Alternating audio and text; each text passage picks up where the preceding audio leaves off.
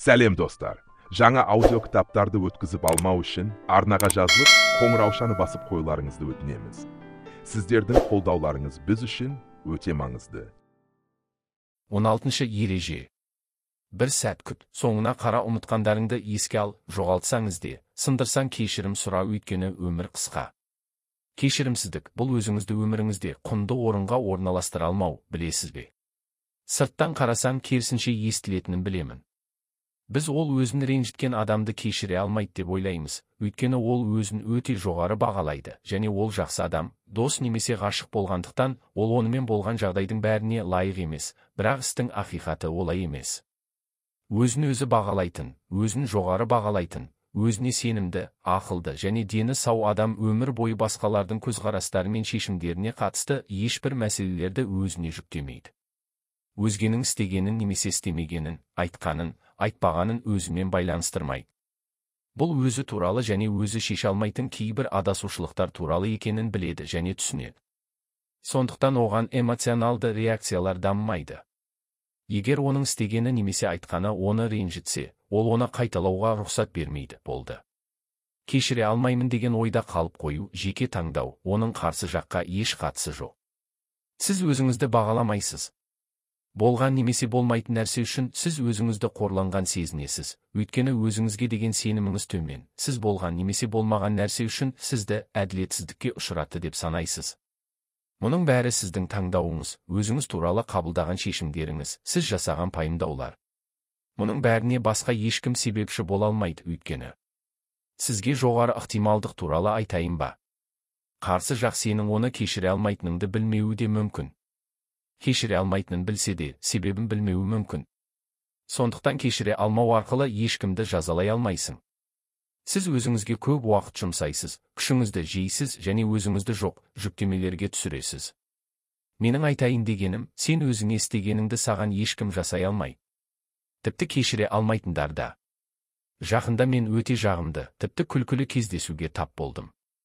Шындығында мен бұл мақаланы сол кездесу туралы жазуды шештім. Мен жақсы көретін досым бар. Жұмысымыздың қарқындылығына байланысты жиі бас қосып, уақыт өткізуге мүмкіндік бола бермейді, бірақ араға қанша уақыт өтсе де, телефон соққандай жақынбыз. Айлап көрмесек те, телефон арқылы көрісіп, жарты сағат бұрын кеткендей өмірімізді жалғастырамыз. Біз бір-бірімізге достықпен, шынайылықпен толық сенеміз. Алайда өте қызық оқиға болды. Мен араласа алмадым, әрине, өйткені мен бұл туралы білмедім. Бір күні досым отырды да, маған ұзақ хат жазды. Жақсы нәрселер жазыпты, сұрақ қойыпты, жоспар құрған, жобаларды ойлады. Мен оның электрондық поштасына жауап бермегенімде, ол қатты ренжіді. Ортамызға сызат қалды. Менен ештеңе естімегенде ол одан бетер ашуланды. Оның маған деген ашуы күшейе түсті. Мен оны өмір бойы кешірмеймін, бәрі өтірік болып шықты. Жұмыс нүктесіне келді. Әрине, қатты мұңайып көңілі түсіп мұңаяды. Басқа достарын да көргісі келмеді. Олардың бәрі бірдей, бүгін бар, ертең жоқ деп ойлана бастады. Көп ұзамай ортақ достарымызбен бір ортаға жиналдық. Біз бәріміз қайтадан араласып кеттік. Бір-бірімізді көрмеген күндердің ләззатын аламыз, сөйлесеміз. Біреуінің дәмі жоқ, бірақ сені қатты сағындым дедім де жанына бардым. Неге сонша бақытсызсың, айтпаған нәрсе бар ма? Мен сұрадым. Өйткені мен үнемі оның телефонына қарадым. Маған қоңырау шалса, сөзімді үзіп оған бармаймын. Мен саған ренжідім деді. Басында әзілдеп жатыр деп ойладым. Қане әзілді тоқтатып, не болып жатқанын айтшы, дедім. Ол маған оның электронды поштасына жауап бермегендіктен қалай ренжігенін айтты. Мен сене алмадым. Мен жауап жазбаған электрондық поштаның кесірінен ол достық, жолдастық ұғымдарына жоғарыдан төменге дейін күмән келтіріп, олардың бәрі де жарамсыз деп шешті. Мен сізден ондай хат алған жоқпын, дедім. Ол сенбеді. Екеуміз де. Біз оған электронды поштамызды аштық. Біз оның айтқан күнін тексердік. Хаты поштаның жіберілмеген бөлімінде болып шықты. Енді отырыңызда, достық және серіктестік ұғымдарына тағы бір рет сұрақ қойыңыз, және сіз не ойлайсыз? Деп жауап бердім мен күлімдеп. Осы уақыт бойы ол орынсыз ренжіді, тіпті маған ренжіді, ол мені өшіріп тастады, достық деген ұғымды босатты, басқа достармен қарым-қатынасын мағынасыз етті. Оның эмоционалды толқындары ештеңені білдірмеді. Ол қажетсіз шаршау мен реніш күйінде болды. Шындық ашылғанда өзін бақытты сезінбеді. Бұрын-соңды болмаған оқиғаның күйзелісі оның бойына сіңіп кетті. Эмоционалды және ақыл-ой жағынан ол сол электронды поштаны жазғанда бірден өзінің ынта-жігеріне, сеніміне және қуанышына орала алмады. Бұл жолы өзі айтқандай ақымақтығын кешіре алмады. Кет енді ол жерден, дедім. Оны ұмыт, оны жең, өмірді жалғастырайық. Ашу-уды өзің ішіп, басқаның өлгенін күту, дейді ғой. Кешіре алмау туралы сол сөйлемді айтуды да дұрыс деп санаймын. Кешіре алмау уды өзің ішу және басқа адамның өлуін күту.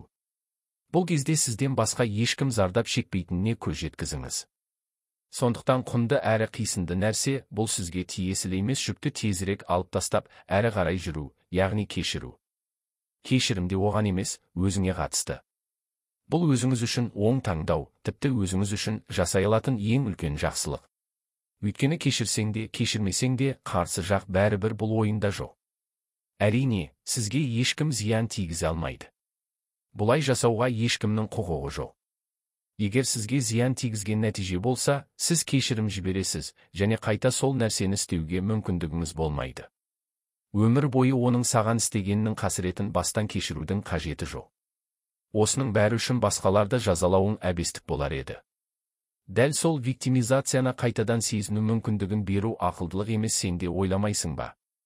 Жауапсыз эмоциялық есептерге түсу үшін өз көлеңкесімен күреспеу деген не? Кешіру жасалғанды растау емес, қайталануына жол бермеймін деген сөз. Бұрыннан болған және енді қайталанбайды деп шешкен мәселеге қатысты ашу, кек, өшпенділік, кек алу сияқты бір жақты және жойқын процестің тұзағына түспеу. Бұл тақырыпқа қатысты сезімсіздік, шын мәнінде босатудың ең жақсы түрі емес пе? Назым Хикметтің өте әдемі өлеңі бар, есіңде ме? Мен сені мүлде ұмыттым. Бұрынғы араласқанына сенімдімін. Енді ант етемін. Тіпті жүрегімде саған деген өшпенділік те жоқ. Сен қазір басқалар сияқтысың деп ойлаймын. Бұл қаншалықты маңызды? Сіз де басқалар сияқтысыз. Деу шын мәнінде ондағы эмоцияны бейтараптандыруды, жансыздануды білдіреді. Көшеде кездескен адамдарды ренжітуге, ашулануға, жек көруге, кек алуға себеп болмағаны сияқты, шын мәнінде бұл оларға қатысты бірдей сезімде болуға ешқандай себеп жоқ дегенді білдіреді. Сіз де басқалар сияқтысыз. Деу менің сізге деген күшті, оң немесе теріс сезімдерді дамыта алмайтынымды білдіреді. Мен қателікті ақтауды емес, сол қателігің үшін өзіңді төлеуді айтып отырмын. Мен оның екінші тарапты жазалауға тырысып, өзін жазалауына назар аударамын. Бала абайсызда пешке тиіп, жарақат алса, ол оны жек көрмейді, бірақ ара қашықтықты сақтап, қазірден бастап сақтықпен жақындайды. Қолын екінші рет күйдірмейді. Егер ол пештен кек алу сезіммен өмір сүрсе, сіз оған ештеңе білдірмейтінін айтар едіңіз, солай ма?